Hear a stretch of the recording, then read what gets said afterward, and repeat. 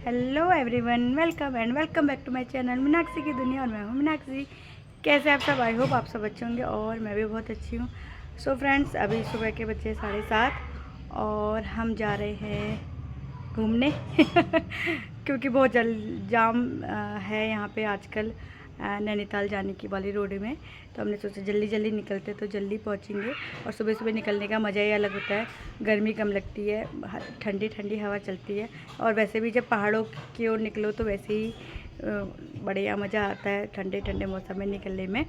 तो मैं जा रही हूँ अपने मायके वालों के साथ। मम्मी पापा भाई है, भाभी की तबीयत ठीक नहीं है तो वो नहीं आ रही है, बहन है और दीदी जीजी सभी लोग आएंगे। तो बने रहिए मेरे साथ। सो एवरीवन, अब हम निकल चुके हैं अपने पहाड़ों की ओर। जैसे कि आप देख रहे हैं पहाड़ों का खूबसूरत नज़ारा। पहाड़ों की यही बात अच्छी लगती है, एकदम ग्रीन ग्रीन रहता है। और सुबह के टाइम में चले जाओ तो बड़ी मस्त ठंडी हवा चलती है, एसी चलाने की ज़रूरत नहीं पड़ती। तो मस्त ठंडी ठंडी हवा का मज़ा लेते हुए हम चल पड़े हैं। और जैसे कि आपको ये पुरानी बिल्डिंग दिख रही है तो ये है HMT की बिल्डिंग्स। कभी किसी ज़माने में यहाँ पर HMT की पूरी कंपनी रहती थी, लोग रहते थे, उनके क्वार्टर्स थे। लेकिन अब ये सब वीरान पड़ा है। जैसे कि आपको पता ही है HMT की जो हालत है वो काफ़ी ख़राब हो चुकी है। तो बस ये यहाँ पर जो बस उनके जो क्वार्टर्स हैं, लोग अब चले गए। किसी ने VRS ले लिया है, मतलब ले क्या लिए, ज़बरदस्ती VRS दिया गया है क्योंकि जो कंपनी है वो बंद हो चुकी है। अब ये बस ऐसे ही पड़ा हुआ है। पुरानी यादें रहती है, जब हम छोटे थे बहुत आया करते थे इधर। तो बड़ा बुरा लगता है ऐसी हालत देखकर। और हम यहाँ पर बैठे हैं, बहन है, मैं हूँ, मम्मी है और मैं दिसू मेरे भाई की बेटी है। आगे मेरे पापा बैठे हैं जिनके साथ मेरा बेटा कान्हा बैठा है। साथ ही भाई कार ड्राइव कर रहा है। बेटी मेरी मेरे जो जीजा जी हैं उनके कार में आ रही है क्योंकि एक कार में इतने ही लोग आते हैं। भाभी नहीं आ रही किसी कारणवश। और अब हम पहुंच चुके हैं भीमताल। जैसे कि आप देख रहे हैं कितना यहाँ पे ट्रैफिक है सुबह के टाइम पर ही, क्योंकि अभी ये सीज़न टाइम है। यहाँ पे टूरिस्ट बहुत आते हैं तो बहुत ज़्यादा यहाँ पे हमें ट्रैफिक मिला था। लगभग हमको यहाँ पे 15-20 मिनट हमें भीमताल क्रॉस करने में लग गया था। सो फ्रेंड्स, ये है भीमताल की खूबसूरत सी लेक। लेकिन मैं देख रही थी इस बार जो झील है उसका पानी ना काफ़ी कम हो चुका है। जो साइड का पोर्शन है काफ़ी ज़्यादा दिखने लगा है। बरसातों में भर जाए शायद, क्योंकि आप देख ही रहे हैं कितनी ज़्यादा ग्लोबल वार्मिंग हो रही है और धूप इतनी ज़्यादा पड़ रही है। जितनी गर्मी इस साल पड़ी आज तक काठगोदाम में इतनी ज़्यादा गर्मी कभी नहीं पड़ी। तो उसका प्रभाव तो आपको पता ही हर जगह पड़ेगा। तो झील काफ़ी, उसका जो जल स्तर है काफ़ी कम हो चुका है।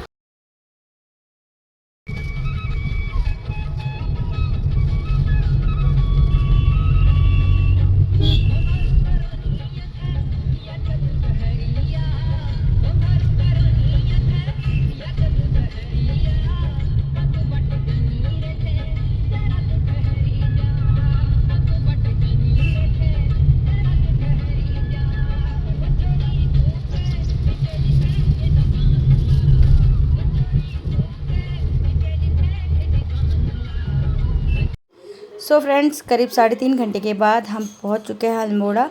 अल्मोड़ा से लगभग 50 किलोमीटर दूर डोल आश्रम में हम आए हुए हैं।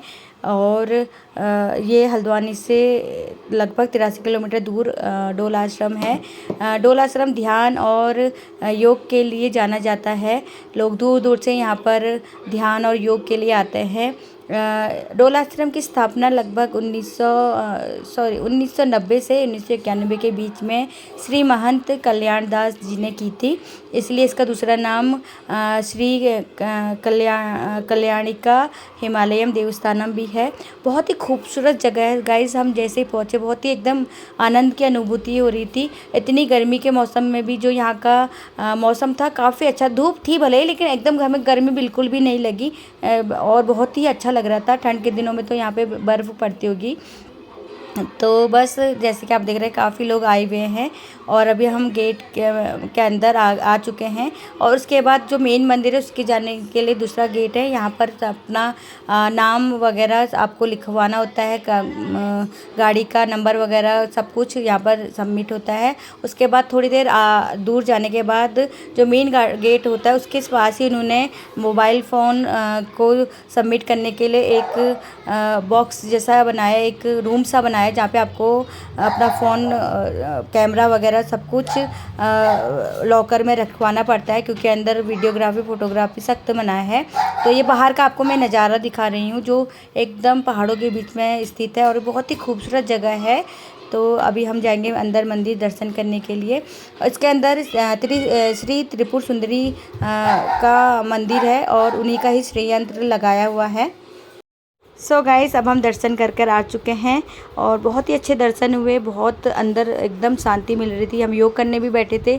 जो उसका मुख्य आकर्षण है वो जहाँ पर श्री यंत्र स्थापित है, कहते हैं कि अष्ट धातु का सबसे भारी श्री यंत्र स्थापित है यहाँ पर। तो वहाँ पे हमने योग किया थोड़ी देर। वहाँ पर 50,000 से ज़्यादा लोग योग कर सकते हैं। और हम बाहर आए तो यहाँ पे लोग आलू की खेती कर रहे थे, आलू निकाल रहे थे। बड़ा अच्छा लग रहा था उनको देखकर। तो मंदिर के दर्शन हो चुके हैं और अब मेरी जीजा जी आपको इस मंदिर के बारे में थोड़ी बहुत जानकारी देंगे। जो बताया वो यहाँ देवी त्रिपुरेश्वरी सुंदरी का मंदिर है। इन्होंने यंत्र की स्थापना की गई है यहाँ पे। और जो मेन बाबा जी हैं वो 6:30 से 7 बजे निकले। अभी दोपहर में सिर्फ भक्तों के लिए वैसे ही खुला हुआ है। 1 बजे तक, फिर 1 बजे वहाँ पे भोग लगता है, इसलिए द्वार बंद किए जाते हैं 4 बजे तक। फिर 4 से 8 बजे तक की फिर दर्शन के लिए खुलता है। धन्यवाद। सो फ्रेंड्स बहुत अच्छे दर्शन हो गए थे। और जिसके मैंने आपको बताया था कि जो डोल आश्रम है उसके अंदर एक गर्भगृह है, जिसके अंदर एक श्रीयंत्र रखा गया है। जो श्रीयंत्र है दुनिया के सबसे भारी श्रीयंत्रों में से माना जाता है, ऐसा वहाँ के एक बाबा जी ने हमें बताया। और साथ ही उन्होंने ये भी बताया था कि इसको उत्तराखंड का 5वां धाम भी माना जाता है। और सच में बहुत अच्छा लगा था। जो गर्भगृह था वो बहुत ही शानदार था, बहुत ही शांत था। एकदम आनंद की अनुभूति हो रही थी, एकदम शांत मन हो रहा था। वहाँ पर जो उसका पूरा एरिया, लगभग वहाँ पे 50,000 लोग बैठकर आराम से यहाँ अपना ध्यान लगा सकते हैं। हम भी थोड़ी देर बैठे थे ध्यान के लिए, लेकिन जैसे कि आपको पता है बच्चे साथ में होते थे, ध्यान कहाँ कर पाते हैं हम लोग। बच्चे इतने नटखट, इतने चंचल होते हैं। तो कुछ देर ध्यान लगाने के बाद हम मंदिर से बाहर आ गए हैं, बाहर आए और उसके बाद हम निकल चुके हैं अपने घर की ओर। उससे पहले हम कहीं पे रुकेंगे लंच करने के लिए। सो फ्रेंड्स काफ़ी ढूंढने के बाद हमें एक छोटा सा ढाबा टाइप में मिल गया है, जहाँ पर हम एकदम ऑथेंटिक पहाड़ी खाना खाएंगे। साथ ही बच्चों ने मैगी वगैरह मंगाया। आपको पता है बच्चों को यही सब चीज़ें पसंद है, तो हमने ऑर्डर दे दिया है। और उसके बाद हमारा जैसे ही ऑर्डर आएगा हम खाना खाएंगे। भूख भी बहुत ज़्यादा लगी है क्योंकि हम सुबह से कुछ भी खाकर नहीं आए थे। सो फ्रेंड्स हमारा जो ऑर्डर है वो आ चुका है। तो बच्चों के लिए मैगी और हमने ऑथेंटिक पहाड़ी थाली मंगाई है, जिस पर है रोटी, कड़ी, दाल और आलू बैंगन की सब्ज़ी, साथ में प्याज के साथ हरी चटनी, और कुछ लोगों ने पराठे मंगाए हैं। तो बस हम लोग अपना जो खाना है वो एंजॉय कर रहे हैं और उसके बाद हम अपने घर को निकलेंगे। सो फ्रेंड्स हम लंच के बाद लगभग 2 बजे निकल चुके थे और अब हम यहाँ पर पहुँच चुके हैं आपके अपने जो काठगोदाम से पहले का जो एरिया रहता है वहाँ पे पहुँच चुके हैं।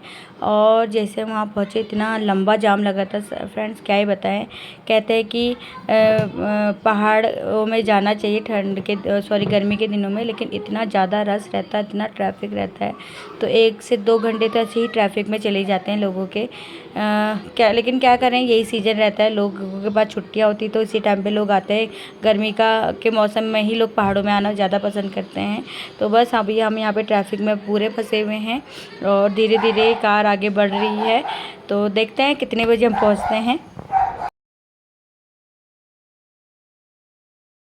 सो एवरीवन अब बज चुके शाम के 5 और अब पहुँच चुके हम घर। बहुत अच्छा रहा आज का दिन। फैमिली के साथ कहीं भी जाओ वैसे भी अच्छा ही लगता है। लेकिन थोड़ी सी थक गए हैं, बच्चे थक गए हैं, जैसे कि आपको मेरी शक्ल से दिख ही रहा होगा। बस अब जल्दी से कपड़े चेंज करते हैं, थोड़ा रेस्ट करेंगे, फिर उसके बाद दोबारा एनर्जी आएगी हम सब पे। सब बहुत थक गए हैं, सब पड़े हुए हैं। तो मिलती हूँ आपसे अपने अगले व्लॉग में, तब तक के लिए बाय बाय, टेक केयर।